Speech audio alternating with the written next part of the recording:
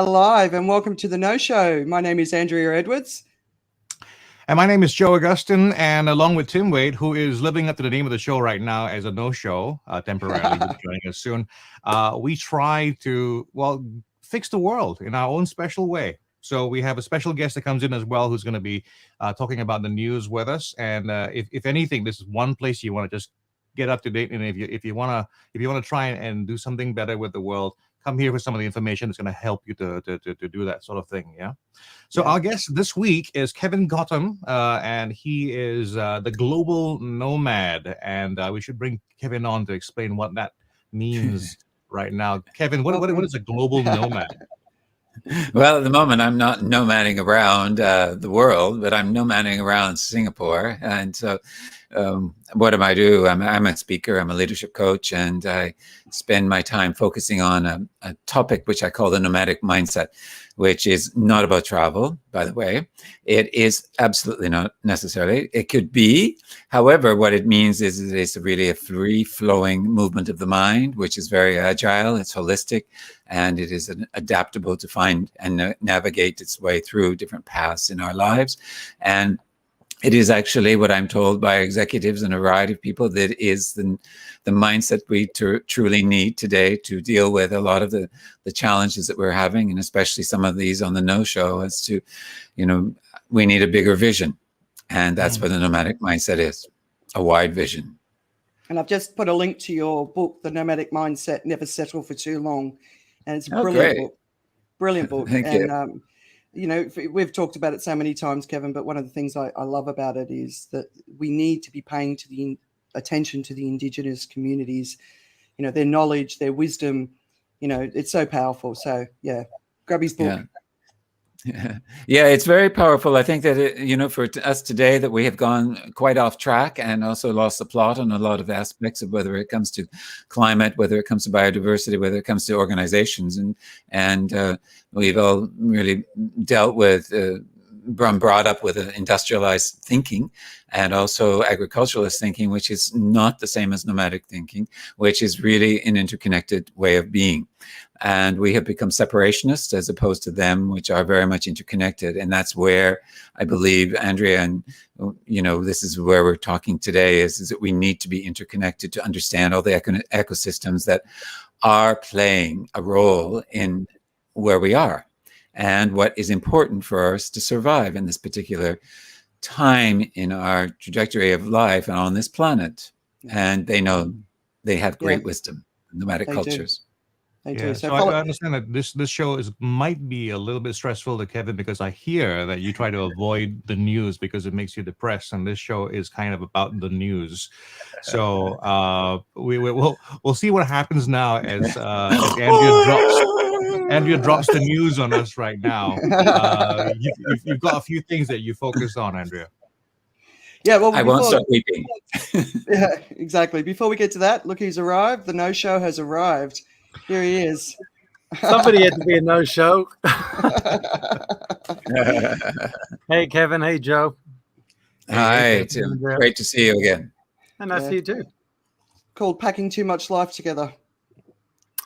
Yes, researching, weirdly enough. So very good. But yeah, nice to be here again.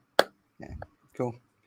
Well, last week, straight after our first live show of the No Show, I ran into a mate of mine called Mike Wright, and he said to me, "This is fantastic. This is exactly what I need. I just need a quick summary." So, hi, Mike, if you're listening. I just need a quick summary of what's going on. It's exactly what's needed right now. So, I have got notes this week. Last week it was more off the cuff, and I've been updating this right up until the last minute with the news that's been breaking around the world. So, I can't remember it all off by heart. So, if I have to look and read sometimes, just excuse me. But should we get first stuck into the news that really struck a chord with us this week? Is anyone tracking the Facebook live chat? I've got Facebook open right now, so I feel a bit like a lurker. I feel very self-indulgent now. I'm looking at comments about myself. Come on, Kerry. Excellent. Oh, all right. Lexi's back telling me I've done a great job, Mum. But I won't put him up. But we couldn't see. We only saw 2 comments live last week through StreamYard. but there was a lot more activity going on outside of StreamYard. We didn't see that, so we appreciate all the support and people tuning in. Anyway, so let's get stuck into the news. So I'm going to give you guys a summary of what I've been seeing around the world this week, and then we can have a sort of an open discussion about it.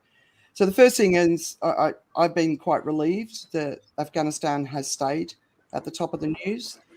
We live in a world where people's attention spans aren't, we're not necessarily focusing on the things that matter in the world. So I've been a bit relieved about that, because the other thing that happens when you have a longer news cycle, you get the initial sort of bam, and everything's freaky and scary and frightening, and it sort of spreads fear around the world. But when the news cycle lasts for longer, you get more depth and more considered thoughts and more background and more context. So one of the pieces that really stood out to me, and I just shared it on my Uncommon Courage group yesterday, was on the BBC, and the title is "The Plane Hit the Tower and All Our Lives Changed."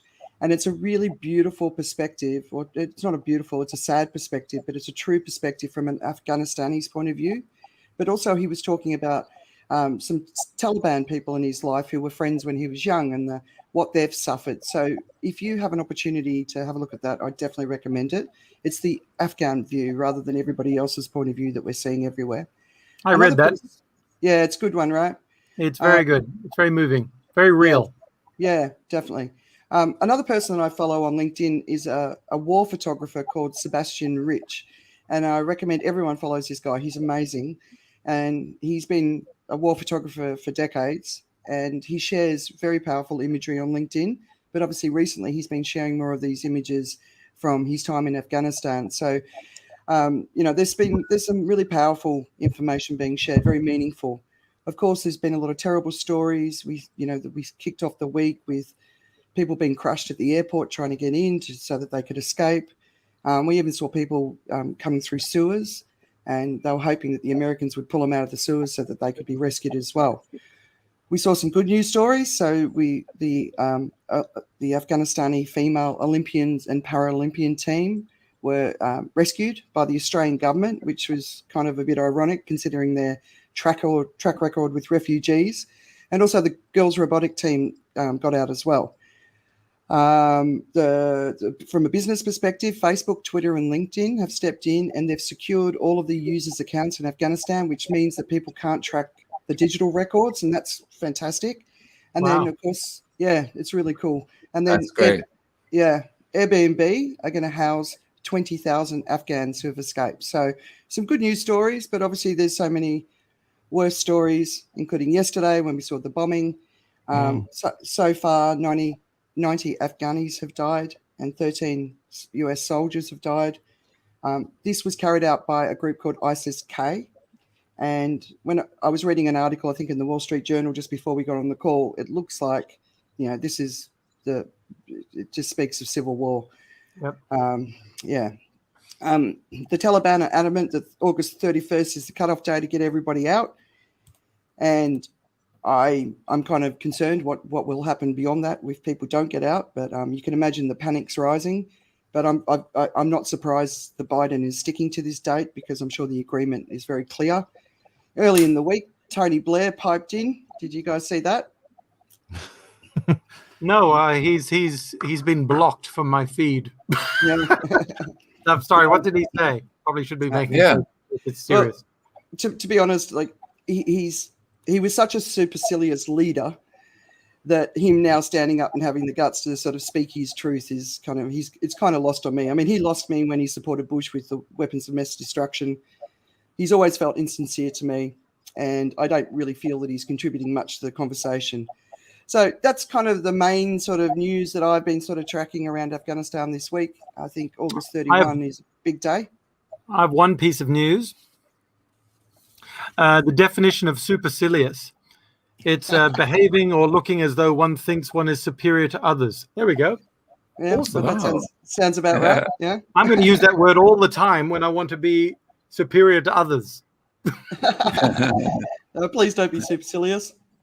So what was Blair actually saying?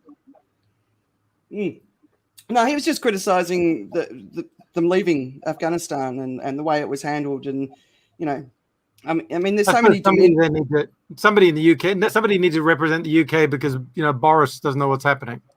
Well, he can't because he can't put the special relationship at risk, right? So a former prime minister can speak the truth, but the reality is there's just so many aspects to this, and why it's happened the way it's happened, and deals that were signed before Biden even came into power, and there's so many things that are going on, and the way the government of Afghanistan responded as well. So it doesn't really help. His point of view doesn't help. So did you see that piece from Russell Brand?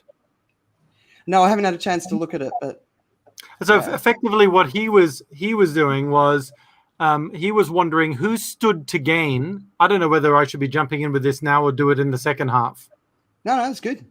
Yeah, so he was wondering who stood to gain from America being in Afghanistan for 20 years, and he came up with 5 companies that had over 1,000% growth as a result of, obviously war companies and companies to do with arms sales were in it. But he was saying, follow the money. And then, that's why the war was prolonged. And when I was reading that article by the Afghani journalist that you mentioned earlier, he was saying there was this great opportunity to have this deal almost straight away to create a peace. But he, in his words, he said, and I apologize if anybody's very sensitive to this while watching it. This is a very sensitive issue. But he said, in his words, America didn't want that. They seemed to just want revenge for 9/11. Yeah. And so, but if you look from Russell Brand's perspective, it was not really about that. That was the rhetoric. It was partly about that, but there was his cynical view was looking at the follow the money trail. Who stands to profit from this thing being prolonged? Yeah. Always follow the money. Always. Well, then if that's the case, then it's very surprising that Trump would want to do that when he is all about money. That's true, and that's a good perspective as well. It's like, but anyway, but maybe he wasn't getting paid any from those guys. But, yet. This is no longer. This is the fact that I'm spouting opinion and is no longer the news. So maybe we should go back to Andrea's news. Was that it for the news? No. Okay, yeah, great. While we're doing this, let me just acknowledge we have Wayne who's joined us on Facebook, Tanya Weber as well, Glenn Zutphen, and Kenneth Kwan. Yeah, also on our Facebook right now. Hey, everyone. Hi, guys. All right, back to the news, and I will attempt to not come up with any more nonsense for a moment. You can't guarantee that.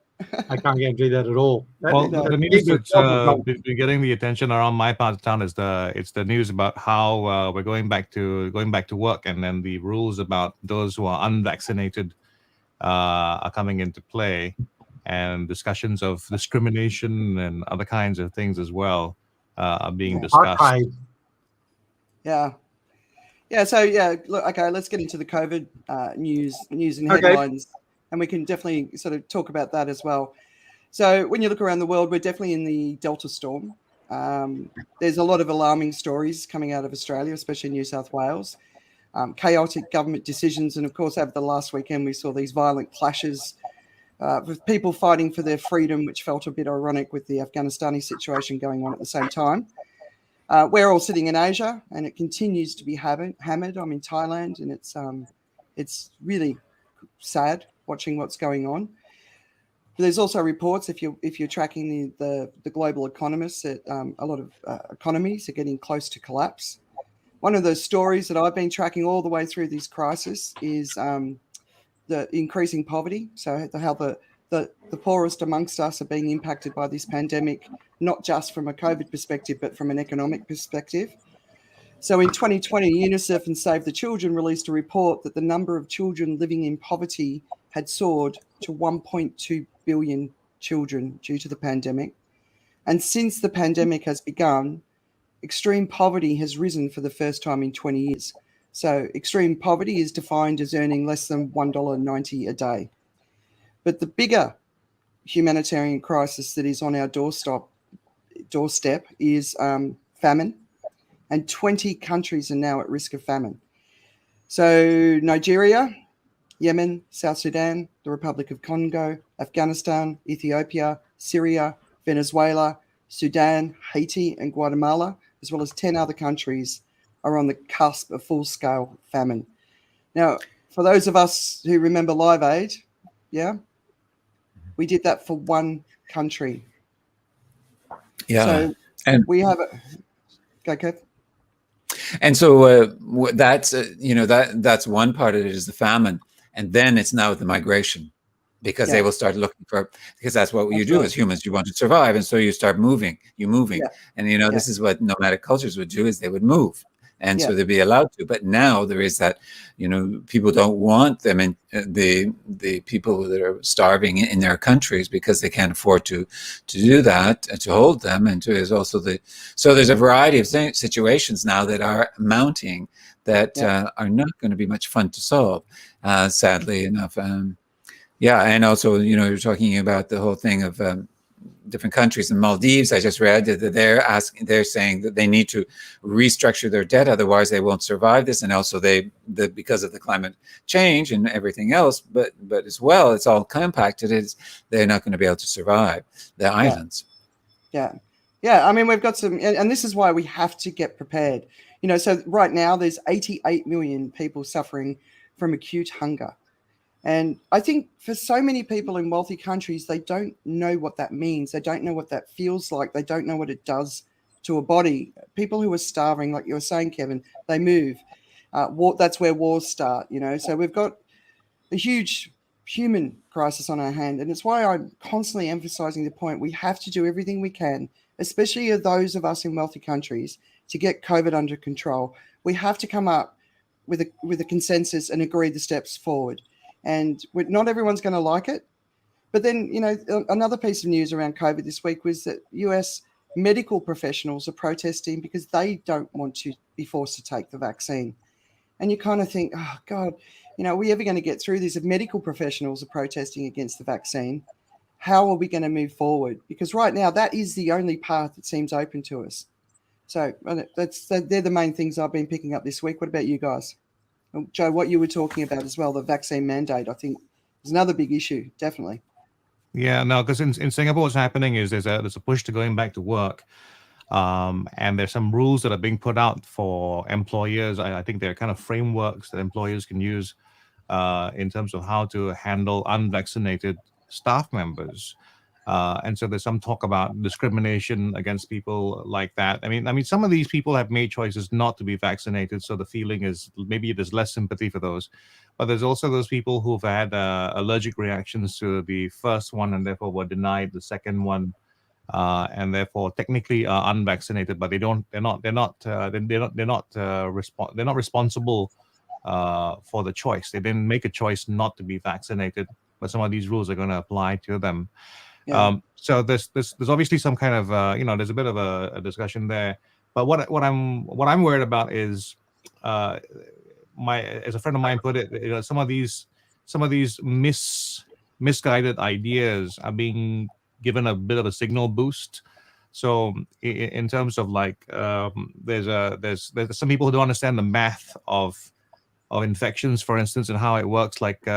There was an infection recently, I think, of a school or facility with some mentally challenged or mentally handicapped people, and the infection rate was very high and amongst the vaccinated.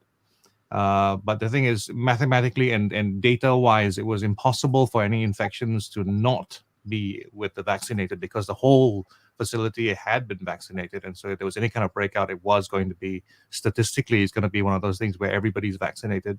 But people take that bit of data without kind of giving it a weightage or understanding the context of it, and they apply it to the rest of society, and they go, therefore, that's proof that vaccinations don't work. And it's just ridiculous when there's not enough science. Sort of, like I'm wearing this shirt here. Science is science is magic that works, right? There's not enough science being used just to argue things on the right side of things. People are not going to figure out how to do things or how to interpret data because there isn't a desire to really test things out. Like, there's so many people who would not have read the perspective of someone, an Afghani perspective, perhaps, on what's happening in Afghanistan because it's not relevant to them or it doesn't fit their worldview. And we need more of that. We need people to be going, okay, well, this is what it looks like from this side. How does it look like from the other? Yeah. Read around the stories, right? That's why in my weekend reads last week, I'm like, if you're in the US, just don't read the US media because it's very US centric, right? Read other countries, read countries that have been neutral, read Al Jazeera because it gives you a Middle Eastern perspective, right? You've got to always read around the stories if you want to get to the heart of what really matters. And, all countries have their priorities and their focus.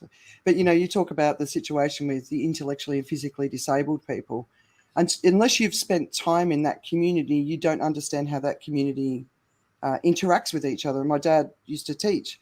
So my whole teenage years was spent in these environments, and they're much more physical and loving and, they like to touch each other and they kiss each other. And, they always used to ask me to marry them when I was a teenager. It was beautiful. I loved it. I used to have a lot of fun. But if you don't understand the environment, that's not how the rest of the world exists. They're very unique, right? People are so, try and access as much information as you can. So I have so many conversations. It's such a small piece of the story that people believe is the truth. And I'm like, but you're missing all these other bits. That's important too. Pay attention. Let's go wider. Let's work harder for what matters. And that's the truth. Well, the process is called confirmation bias, and scientists suffer from this as well. You want to figure out something based on your own existing belief. Yeah. So I was taking a little mental trip today on that, asking myself about unvaccinated people and why it makes sense to them. And it came down to one thing. If you look at it from purely a self-protection point of view and managing your own risk point of view, it actually makes sense not to vaccinate. If all it is about you and your view is solely about yourself and managing your own risk and your own exposure, it actually does make sense not to vaccinate. So, I realize that the arguments should not be about why or how things work, but more getting people to be more in the camp of thinking about others. If we really start thinking about each other, then vaccinations just completely make sense. But when we think about ourselves, the argument against vaccinating actually does make quite a lot of sense. Yeah. Yeah, if I may just sort of talk about that in the sense that, well, when you think about nomadic cultures is a community.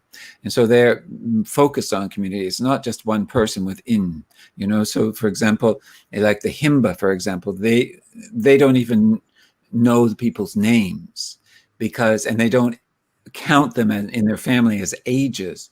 They don't say this is the first, the second, or third, because they believe that they're all equal, that they are all community. And so if one thing happens to another, it affects everybody.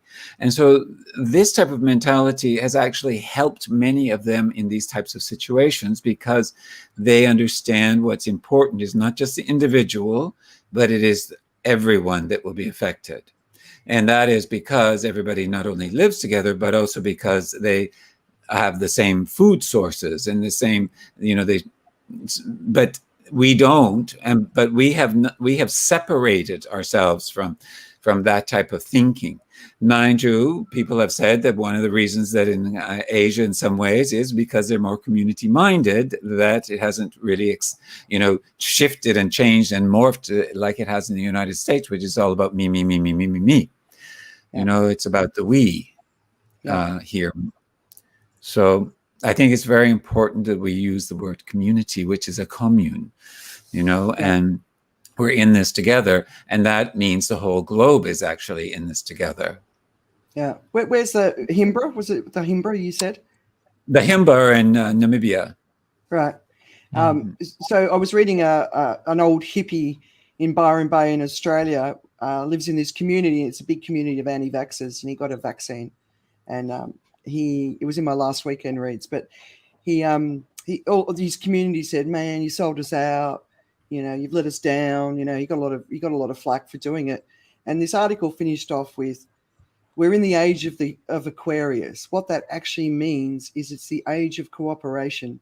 And cooperation is the only thing that is going to get us out. The individualism, the selfishness, the me stuff is going to push the world into disaster for humanity, with COVID and with the climate crisis. And if we don't get this message now, I'm probably just going to have to party for the rest of my life until it's all over, because there's no point, right?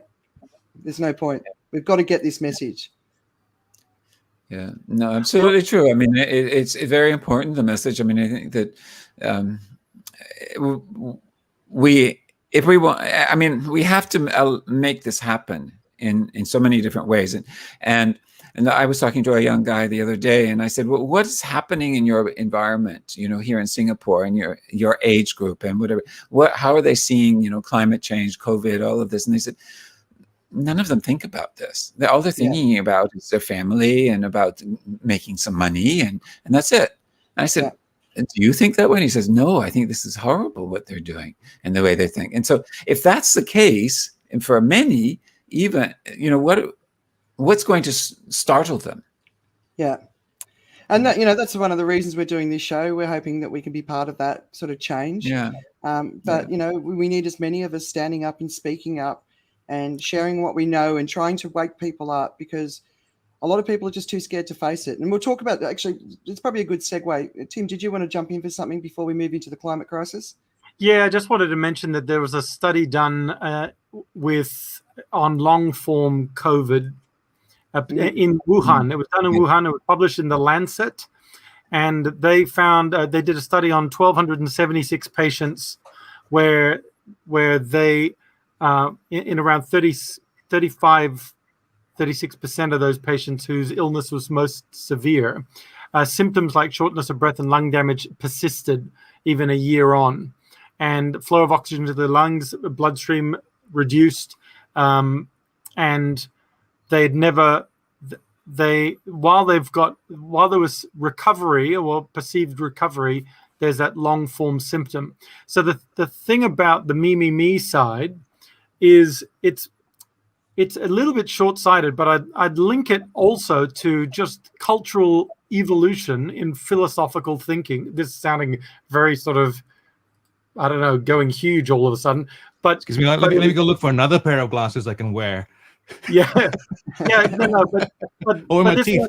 but this one I think stems from the postmodernism movement of the 80s and 90s, where it's all about my truth.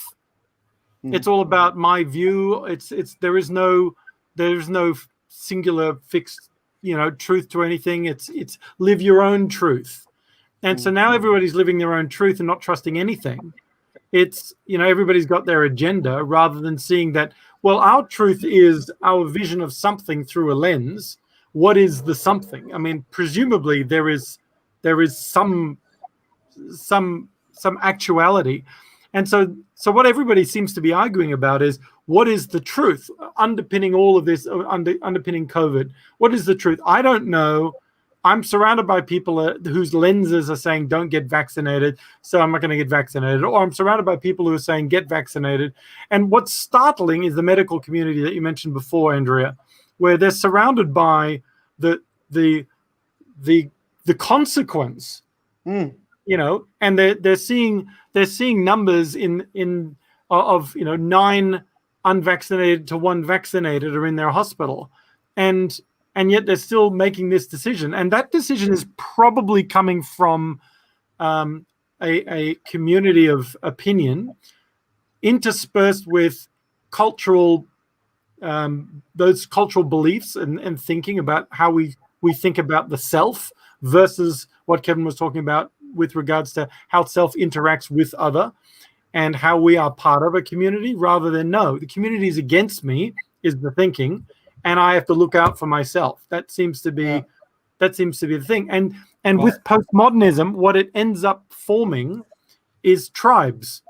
Yeah. Because everybody has their truth. Do you have the same truth as me? Let's be in a tribe. And we're even colloquially calling our little circles online and everywhere, and our groups are, you're my tribe, you're part of my tribe. Yeah. But tribalism nice, and it feels good, and it feels like we're forming a community.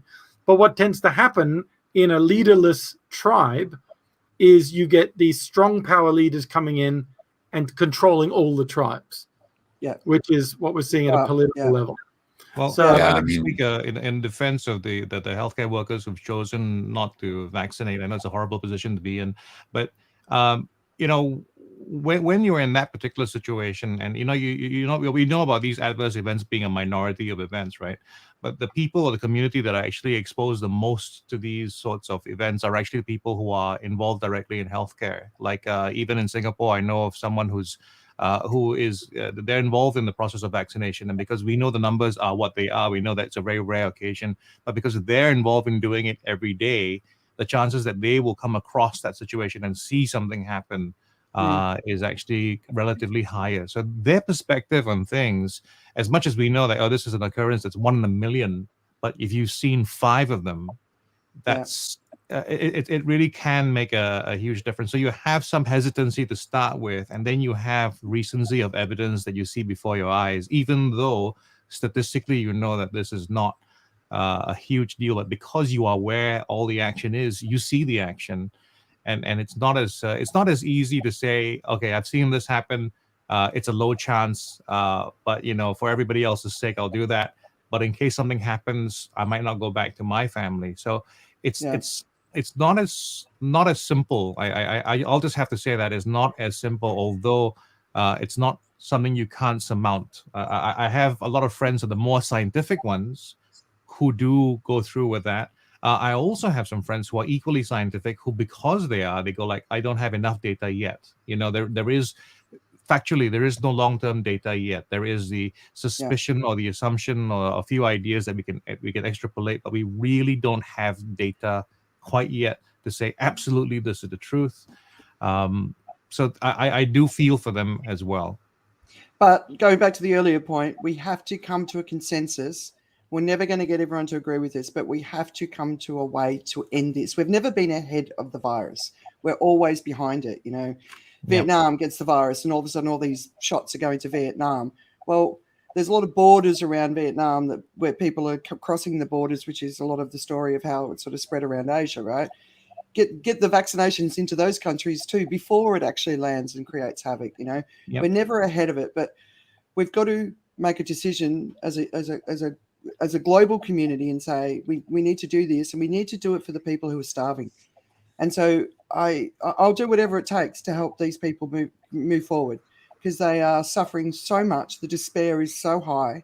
You know, we're living in nice homes. We've got food. You know, we're okay. You know, we're all impacted, but we're okay to an extent. You know, these people, you know, the stories here that I'm seeing are just so heartbreaking. So Koh Lipe is an island which is actually closer to Malaysia than Thailand. It's been shut down for a month because of a COVID outbreak.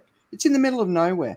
We've got speedboats heading over there yesterday, packed full of bags of food to help these people, at least if they can eat for this month. You know, they can survive this month. And the smiles on their face in the photos that came back, which is so beautiful to see, because we gave them some hope, you know. And I just want us to come together. I just want to see an end to this absolute desperation, and we can all do that for them. We can take that risk for them. That's the way I feel about it. Should we move on to the climate crisis? Because we're not gonna go over time this week, right? Yeah. Okay. All right. You ready? Some big news this week in the climate crisis. So, first up, good news. Deloitte. Oh, I wish. Deloitte is sending 330,000 employees to climate change school. So it's a partnership with World Wildlife Program and some other groups like that. So for me, that was great. The world is waking up, and business is waking up, because we need business to wake up. Because once you get an education in it, you can't turn away from it. We've got some major water crises being announced around the world: Syria, Iraq, Lebanon, as well as the US. There was a little while ago, there was some news out of the stands as well. A lot of these things, like the water crisis, is a huge issue, but we do not have effective water management. So, Kevin, you were saying how people need to move, right? If you've got no water, you're going to move. So another opportunity. Let's come together. Let's get more effective management in place so we can help people stay where they are, because people don't want to go. They don't want to become climate refugees, right? The first ever recorded rainfall in Queensland's ice sheet happened in the last week, which has caused widespread melting. We've had floods in Tennessee, and 22 have died. There was a story of a man who had twin babies in his arms that were washed out of his arms. I can't even imagine the grief he's feeling. Yeah. We've got wildfires roaring towards Lake Tahoe in California. California's water is now at extreme risk, which will impact 25 million people. And of course, irrigation will be impacted too. And that means food will be impacted. So this is the beginning if we see this playing out around the world. Antarctica's Doomsday Glacier is reportedly melting because the Earth is heating up. So it's melting from underneath from the heat of the Earth. Now, the IPCC report didn't talk enough, I thought, about global sea rise, and they sort of pushed it further out.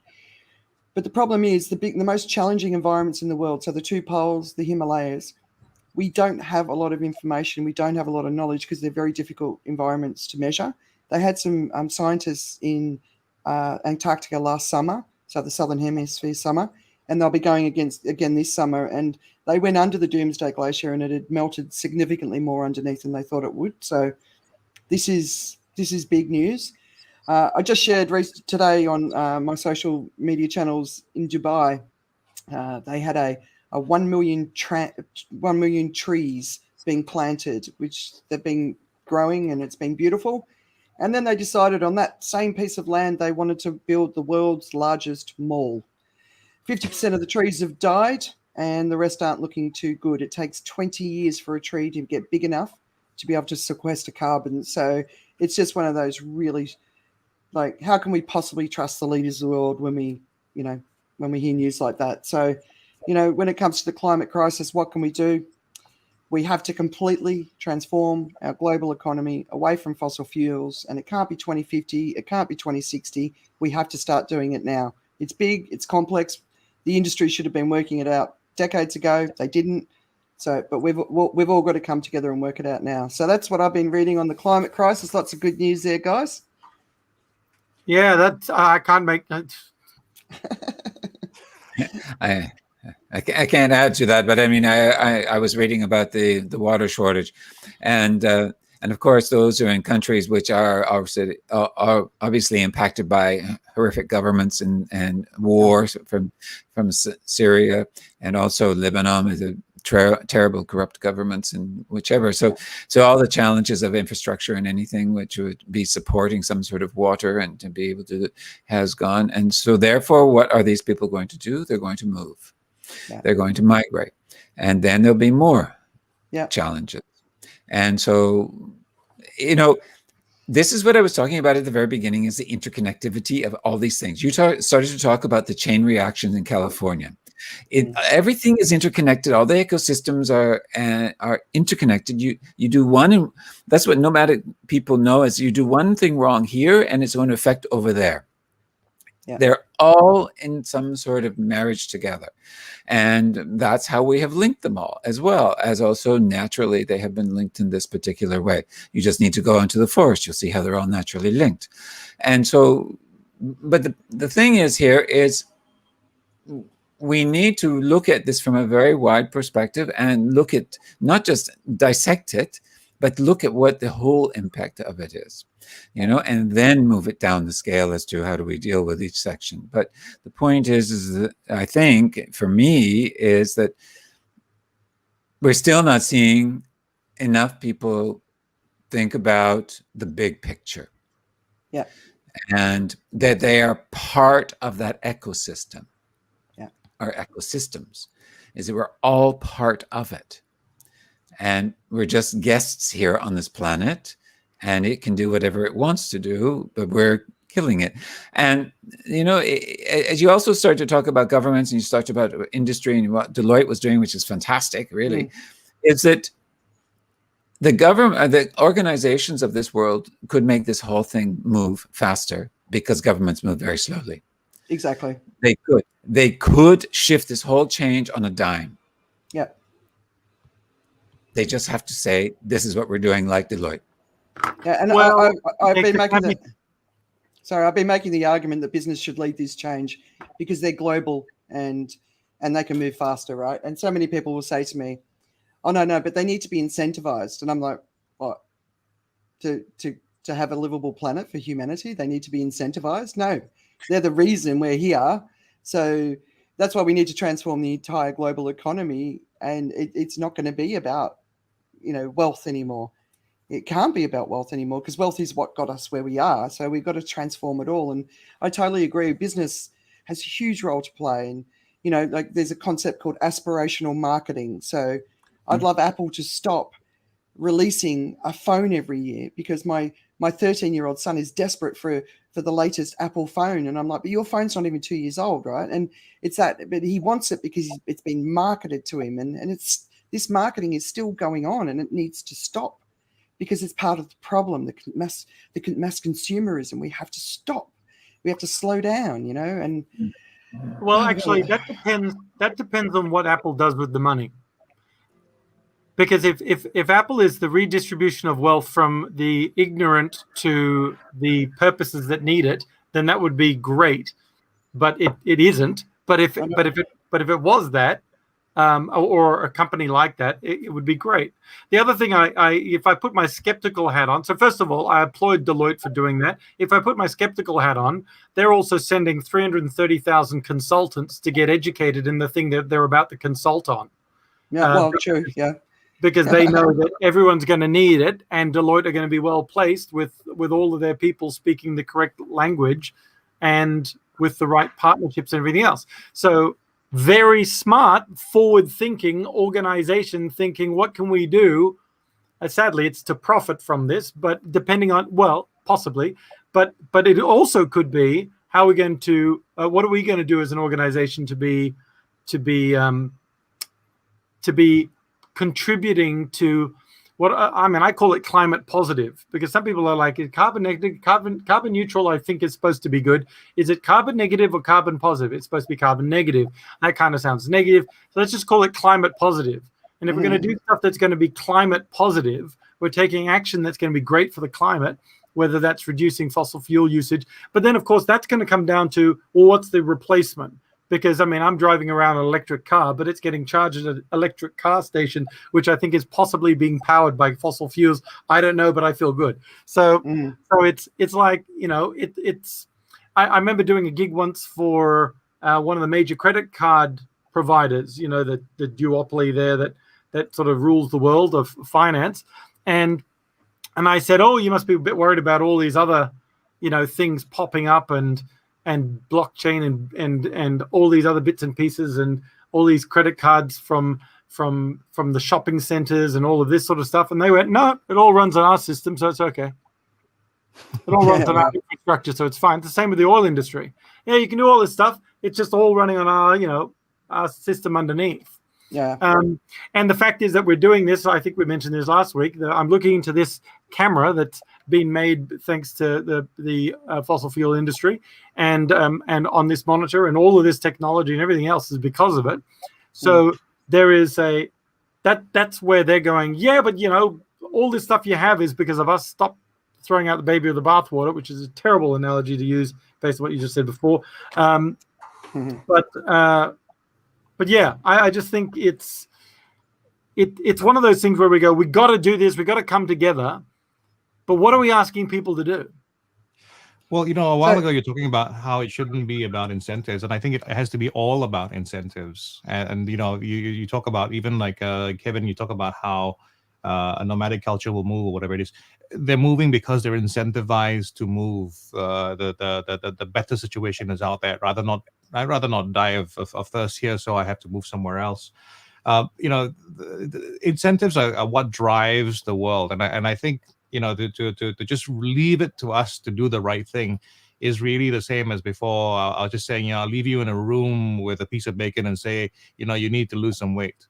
To me, that's not a viable situation because there's no real incentive there. But I think what we need to do is we need to work on how to change the perspective that people have, so that like in hypnosis, one of the things that we try to do is to associate something with a negative behavior so that it puts you off that behavior. You can use it as a negative association, so that if you put a cigarette to your lips, you get the impression that you're smelling something like ammonia or some other horrible thing. So you get a negative association. And it's almost like we need to use those powerful, marketing skills from the best marketers in the world to get on board and help to incentivize the bigger picture. And companies are going to behave. They're going to be incentivized to do the right thing, because like you talk about how greenwashing happens, and I was thinking about that. Greenwashing happens only because in the first place there was an incentive to do that, as in there was enough of a reason to do that. It's become something that's important. Therefore, we even try to pretend to be green. And I think we need to get to a space where being green is the thing that absolutely must be done. It's so repugnant not to be green that people can just react to it and do something about that. So right now, the fact is, there's also that, plus the fact that we rationalize things for ourselves. I mean, as much as we know there's the urgency of all the stuff that happens, like Tim said, the stuff we use is connected very much to the stuff that's caused the problems that we have. I just want to say, by the way, I'm not using a real tablet. I'm using a stone tablet, which is being rapidly updated all the time by someone who's just hearing about this. So anyway, but I mean, the problem is incentives. We don't have enough real consequential incentives in place. We always talk about if you put a gun to someone's head, they can do something. But if people don't believe the gun works and it's going to cause some harm, then it changes the equation. Yeah, I don't know. Sort of the ability to survive, I think, is a bit of a threat. But so Apple's chief executive Tim Cook was announced today got $750 million payout. So that's how the money's going. So Apple, here's a great example, right? I would upgrade my phone every year if I could buy a phone, and when I buy a phone, I give them my phone, and they use that phone to create their next phones. The whole circular economy. So everything that is created has an ongoing life. So we're not getting more and more. Like e-waste is absolutely off the charts, and its predictions are so high. So all of the technology that we've all got around us, you're right, comes from fossil fuels. But how do we make sure that this is the last time that whatever we have just goes into a pile? It actually gets used. They're the sort of solutions that we need to be focusing on. Circular economy is a huge part of where we need to be going in the future. Incentives, I don't know, we obviously need to hypnotize the world. Maybe we should try it next week on the No Show. Do you think? I'd like to be hypnotized. Feeling very sleepy right now. All right. What other news has consumed you this last week? I've got one cracking story that I thought was funny, but what about you guys?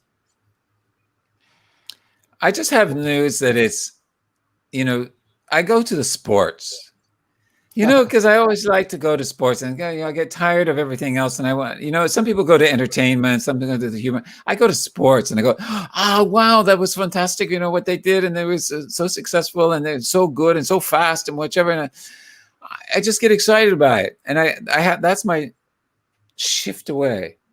And so I think that it's an escape. We sometimes need to escape from all of the cacophony of noise, and which is noise, and a lot of it is true noise. Yeah. And so that's the other thing. But for me, it's also nature, spending time in nature. And I think that we all need to start going out into nature and examining how interconnected it is, and how it is about diversity and inclusivity at its best, because everything is living together, working together. And I think that here in Singapore, we've got a variety of places if more people would go and to spend the time. And that has been very helpful for me. And so I know that's not necessarily news, but it is news, is that people need to spend the time seeing something else than their computer, their TV, which is on constantly here in Singapore, and often, about news and these series, which are not really, they're escapism as well, I suppose. But anyway, but the point is movement. We need movement. Actually, there's an interesting point you made though, Kevin, when you were talking about escapism as a concept anyway, because we all do it. We all sort of need to switch off at some point. And I was wondering whether if we are intentional about that, because we do it usually as an overflow mechanism, or I should do this, but I'm just too tired. I'm just going to check out and watch that. But maybe we should make creating the future part of our work. And when we finish work, we can play and enjoy the now. Mhm. Because if we see that as, and maybe that's what Deloitte are doing, they're sending everybody off to create the future, because they see that as a real thing. But then how do we go, okay, well, and especially in the world of small, medium businesses or work from home or even solopreneurs, there's got to be that it's very healthy to have this cutoff and to just and be present and like you said, whether even if it is escaping into television, not feeling guilty about doing that, because that's not great for the mindset. Yeah, it's giving yourself the allowance and permission. Yeah. In that sense of being able to do that and to not think, oh, I need to do this or I need to do that, or what, it's just allowing. And so I do that quite constantly now. And I have to say, it helps my creativity immensely. Oh, it certainly does. My escapism is the Graham Norton show. I don't know, it just makes me feel good. So that's where I go. But last night, so since I've been doing my weekend reads, a lot of people in my community will reach out to me privately and want to talk about whatever's going on in the world, right? Or share an article with me, and I love it. But last night, someone reached out to me. Oh, did you see the bomb? And they wanted to have a conversation about it, and they were in a state of emotion around it. And I just had to reply to them and go, tonight, I'm just watching nice stuff. I'm just reading nice stuff. I've been stuck in the Afghan news for almost basically a month, but intensely in the last couple of weeks. And last night I just said, no, I don't want to do this tonight. I need to have a break from it tonight. And I think that real conscious, and it wasn't in the overflow stage, it was before the overflow stage, but I know that I need to manage my overwhelm. And I can go months intensely in the news, but sometimes it's just like, right, I'm done. But I want to tell you one of the really good news stories that really sort of made me chuckle. So the former male Prime Minister of Samoa came out against Jacinda Ardern. Did you guys see that news? No. Apparently, she's in cohorts and she's trying to get all of these countries to be overtaken by female leadership. And I was just laughing because, it's not a bad thing. It's not a bad idea. It's the women of the world who are doing the best job at the moment. But then there was this photo of this grumpy man. This party's been in power for more than 30 years, which I think is, probably an unhealthy length of time. But yeah, I thought that made me chuckle. I'll share it with you guys. Yeah.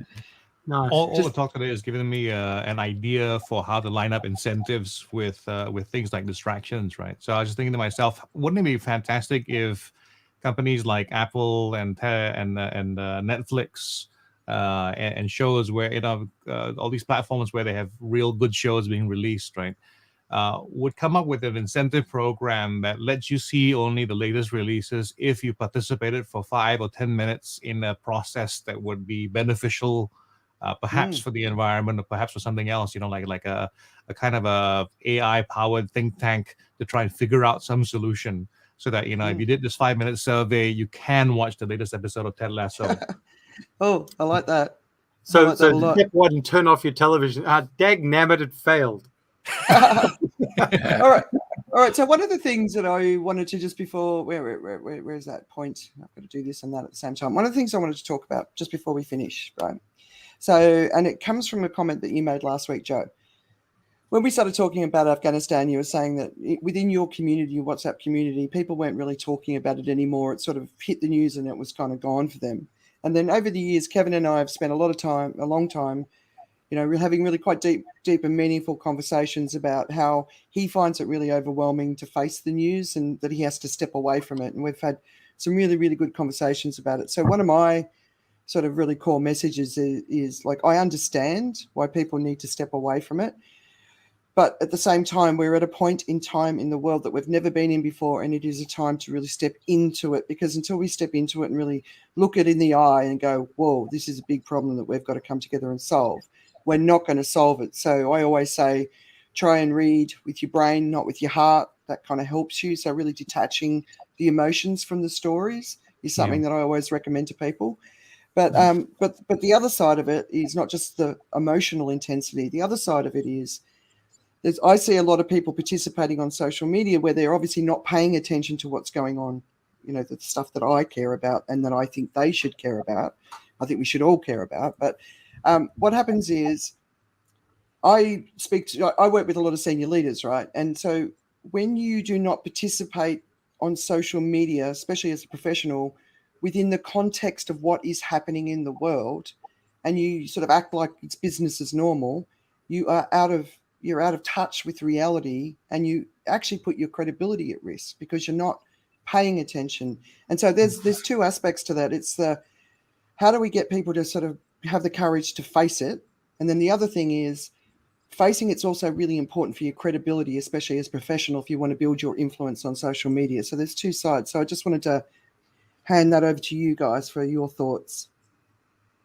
Well, my question to you though, Andrea, is how do you talk about the Afghan war and your business? You don't, presumably. You just talk about the Afghan war and how you feel. Yeah. They're the same thing for me, right? But it's been something that I've been building up for a long time. Whereas, 5 years ago, I would have talked about participating on social media as a business professional. Whereas now I'll talk about lots and lots and lots of different things. But it's something I've grown over a period of time. So my social commentary, my passion for the world, my climate, to me, everything's linked. Nothing's separate. It's all part of the big story of the world coming together. So, I can't just talk about business anymore. I just can't, because it just doesn't feel relevant to me just to talk about business. There's too many other things that matter. Yeah, I think what we need to do is move the fashion of business, as in like what makes a good business leader shouldn't be that, they're just very good at the business side of things or the numbers and what have you. And I think there is a growth. There is already some movement in that direction, as in like business leaders need to stand for something else as well, something that is important in the world. And I think the fashion has gone in that direction, and it has to be something that becomes, it becomes one of the things that becomes part of the lessons that they will give you at Harvard Business School, right? They go like, okay, so, Business 101 includes all these things, including this thing where, and this is where greenwashing might come up, where you have to have some sort of view on something important. Now, what I see from that is, on one hand, it's terrible that this would become just a process, right? That you have to do this because it's the way things are done. But at the same time, if you look at how things have happened in Singapore, for instance, in terms of fitness, in terms of the army, in terms of the country, in terms of everybody else, not everybody was getting onto fitness because they really felt that they wanted to be fit. But it became just the thing that everybody was sort of doing. And then in the end, enough people do it.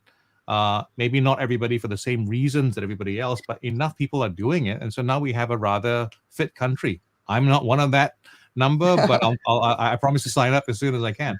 But that's something that can happen, and I think that's beginning to happen and needs to be pushed a bit further and faster. I was thinking about how it used to be the businessman was seen reading a business newspaper. And I don't know whether or not this is something that there's a similar thing happening right now, where now in business and social media, people are being coached to go like, what's more important? Go out and like all your the posts by other people in your network, rather than be the source of publishing. I think you're a minority in the sense that you put out so much content that and you curate all that stuff. I don't think enough people are doing the kinds of that kind of leadership, the kind of putting stuff in people's face that they should be sort of having a look at. Well, so it's interesting. So I'm an observer of the social landscape as well. So that's something else I do, right? I watch conversations and I sort of try and stay on the pulse of what's going on. And it's just this natural thing I do, right? And so social leadership for me has gone from the look at me, aren't I great, to fake authenticity. And it's gone from one extreme to the other. And we need to come into the middle to this, I see so many leaders showing up because they've been told they have to. Somebody else is writing their content. Don't bother. I don't want to read you. I don't want to read anything if your voice is not behind that message. I don't care what you've got to say. I really don't, because participating with authenticity and integrity and a mindset of service is about participating. And so there's too many PR firms out there being voices for leaders. And so I think we've gone from one extreme to the other, and we need to find our way back into the middle. It's normal to go from one extreme to the other in every way, every issue, right? But I'm hoping people can wake up to the fact that we need to come back into the middle, and just be real, because what we've got coming up, there's a lot of sorrow facing the world in the next decade, the next 20 years, and that's why authenticity. People talk about it, but I don't actually think people really know what it is, and it's just being real. Yeah, we're going through a teenage phase right now, and that's a challenge. As in, the thing is, in acting, for instance, if you want to act as a teenager, you overact as an adult. So that's where we are right now. I think in terms of that authenticity, people are trying too hard to, so the humble brag comes across as just overblowing things, and you can show too much care, too much compassion. I think some of it comes from a sincere place, though. I think what it is right now is we're going through an awkward phase, right? There's some people who really do care, but they do it so badly, they come across badly. I don't want to name specifically any Singapore politicians, but there's some that are in that category where, they care. They just are so clumsy at doing it, because we have people who are good at doing things rather than politics first. And so they're not as good as good as being that sociopath in terms of putting it out there. Because the people who will do it well to start with are the sociopaths, the people who know how to fake it well. Well, there's also a blindness, though. Sometimes I think I'm doing okay.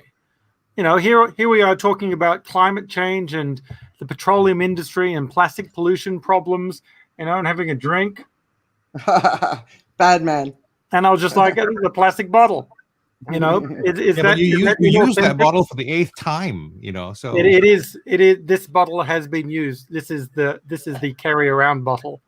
So it was in my backpack, but I think it came in a goodie bag from something or other. But the thing is, we can do a lot of things unconsciously. We can have, which is good, though. It's good that there's acknowledgement, because it means it's starting to seep in, and it's going to take a while for it to seep in. And it's, it's like, if you want a good set of coals, you need a big bonfire. So we are in the teenage phase, perhaps from a social media perspective, but we're mature enough we are wherever we are on our life journey, I suppose, from a maturity perspective. Climate change is being talked about since early 1900s, and it's starting to get real now because we are feeling it, rather than it's going to happen in a few generations' time. And people are still spinning, but we're still playing by the rules of the game. Haven't changed. That's the challenge. The rules of the work game are still the same. Our KPIs are nothing to do with climate. Our KPIs are all to do with performance metrics. And if we had a couple of climate metrics in there, just the climate metrics, we didn't care about the customer before. We all of a sudden had customer metrics. It's like it was just about sales. And then it's just about, now it's so if we had some climate metrics, we need climate metrics in our organizational stuff, and that might change the game. So the question is, what are your climate metrics, and how do we measure them? Susanna Hasenhurlo would be a great person to talk about that, because she's got a whole bunch of climate metrics that she talks about. We're going to get her on I'm going to see if I can get her on in a couple of weeks. But one thing, just quick one for Kevin. You had like the facing knowledge when it depresses you. Can you sort of talk about, because you've faced more now than you used to. How did you do it? Well, what were you like before? No, I have to take. I I have to take breaks. And I realized that one of the times at the very beginning was in February this year, and I realized it when I was on one of my walks that it was all noise, and so I had to really declutter my noise that was coming into my brain, into my soul, into my heart. And so I stopped looking at that social media. I stopped listening to the news and all of these things. And sure, what it did was it was a declutter. It was a detox, and I was able to then start seeing wider. I was able to, because it was narrowing my thinking. And that's the worst place that you can get, is the narrowness, because then what happens, it creates all sorts of anxieties and all sorts of mental health issues, because we are too narrow. We cannot find the width. And that's what I love about this one saying about the nomadic that I learned in Mongolia, was that nomads think vastly, act narrowly. They don't think narrowly to start with. They go wide. Look at everything, the possibilities, the risks, the threats, anything, but look wide, then focus in on what needs to be done. But we, most of the time, wake up in a very narrow place. And so this is very difficult when you have all the negativity. It takes you even more negative. So I do a declutter. I do, and that's how I get around it. And then I just spend time in nature as much as possible, just listening to it. And being physical, because I'm a very physical person. And that helps to clear things from inside of me. I hope that answers your question. Yeah, no, it's great. It's great because everyone's got a different thing. So I always say, stand back, use your brain, not your heart. Try not to get too involved in the emotions of the news. If you're sitting in fear for any situation, it's not a good place to be. And the whole world's sitting in fear at the moment. So if you can step back from fear and just take it on. But you will still get to a point where it's like, oh, it's too much, and oh my God, we've got no future, right? Yeah. And then you just need to have a break, however long it takes. Sometimes I need to step away for a week, which is a long time for me to step away. But then when I'm ready, I come back. Just got to take care of our mental health, but we've got to start paying attention to some of it. So that's why I'm doing the weekend reads, right?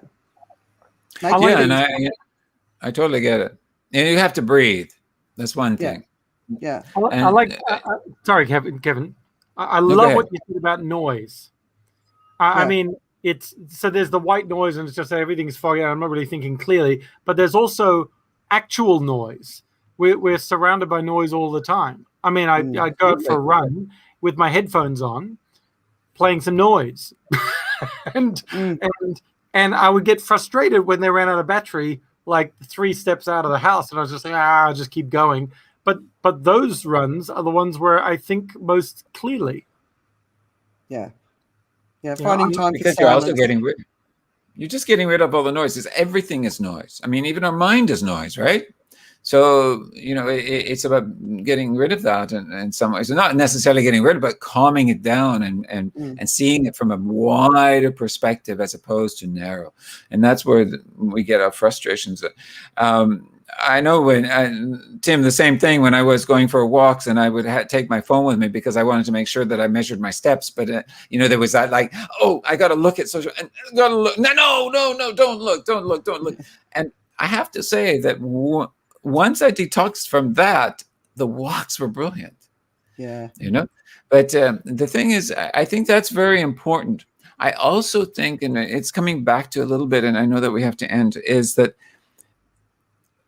in the social media realm, and when I watch, there's not enough connection to what is happening in the greater world, as you're saying.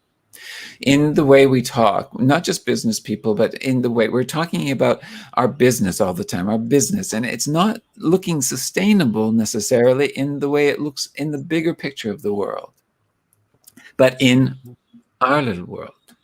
Yeah. And how does that place ourselves into the bigger world? And I think that that's something that I would like to see a little bit more of, is when we are working together with individuals and then we write in something, we're sharing about people, is how does that fit into the bigger picture of the world? What, is there something about climate change? What is there something that is about sustainability? What is it?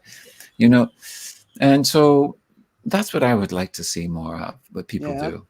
Totally agree. And it goes back to being in tune, right? So if you're participating in the world, out of tune with the world, the more people that are waking up, and I do believe we've hit the climate tipping point. There's enough people who take it seriously. We're moving forward. The noise is growing, so that's a good thing.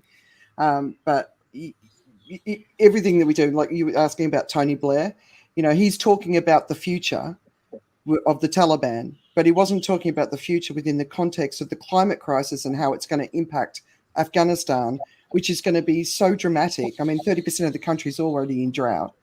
It's already one of the countries on the list of facing famine. And, that's a very different sort of scenario when you think about it like that. All right, just beyond the news. What are you guys watching? And then we'll head off. What are you watching that's really got your imagination? Anything? I've got two great, amazing recommendations. Well, I'm catching up with the series The Boys, which is vigilantes trying to take on the corrupt world of corporate superheroism. That sounds good. Tim, are you watching anything? I've been going down rabbit holes on watching Sean Locke's comedy. He passed away last week from cancer at age 58. I think I mentioned that last week as well. And so a lot of his stuff has been coming up in my feed because, comedy and football are the two things that I escape to. Yeah, right. Well, is that what you're watching, Kevin? Or have you got well, I'm not watching football, but I'm watching swimming and I'm watching sports and I'm watching athletics and that I watch. But I guess I'm not watching anything necessarily. I'm walking and watching nature. Nice. Well, I want to give you a couple of recommendations. One of them you probably won't like, but the assassination of Gianni Versace on Netflix. Oh, I've seen it. Oh boy, that's a mind bender, isn't it? But another one, I just watched it last night, and that is Fantastic Fungi. And they say fungi, so that's why I'm saying fungi, not fungi, like an Australian. It is fantastic. I'm sure the people who created and produced that were on Magic Mushrooms when they did it. But from an Earth perspective, so the only thing that survived throughout history is anything that understands that it needs to rely on fungi. And it's brilliant. It is so brilliant. It's so beautiful. It's mesmerizing. But from an Earth perspective and our future and understanding where religion comes from, like this is a show that will just make you go, and we are all linked to fungi. Every single one of us. Brilliant. Watch it. Definitely. The fungi shall inherit the earth. Yeah. Well, no, they will. 3/4 of this show live in spore. Well, the good news that's true. The good news is that the world is full of crap, so the fungi got a lot of stuff to fertilize it. Yep, exactly. Anyway, definitely recommend it. Let me know what you think if you watch it. All right, so I download this as soon as this is over, and then I put it on my podcast on Common Courage. So if you want to listen to this as an audio version, it's up there every week. It's obviously the live stream will be there forever. But Kev, thanks so much for joining us. Really appreciate it. I hope you enjoyed it. I'm really grateful to be here. This has been fun. I really enjoyed it. I hope that I was able to participate enough to share with some sort of intelligence. I love your perspective and your intelligence. Yeah. Oh, well, I can now go on. I have to record something after this. That may have just been noise, of course, and you have to go out to the park immediately. Exactly. I'd like to leave you with an ASMR gift. This is the sound of a parking fine, which I have to do something about soon. So just there you go. Thank you. Thanks for listening. All right. So thanks, guys. We're still 15 minutes over, but we'll keep tightening it up every week. All right? We'll get better. Yeah, we will. All right. Wonderful. Thanks for tuning in. We really appreciate it. Thank you very much, everybody. We'll see you next week. Thanks, Kevin. Bye, Joe. Bye, Andrea. Bye, everyone. Goodbye.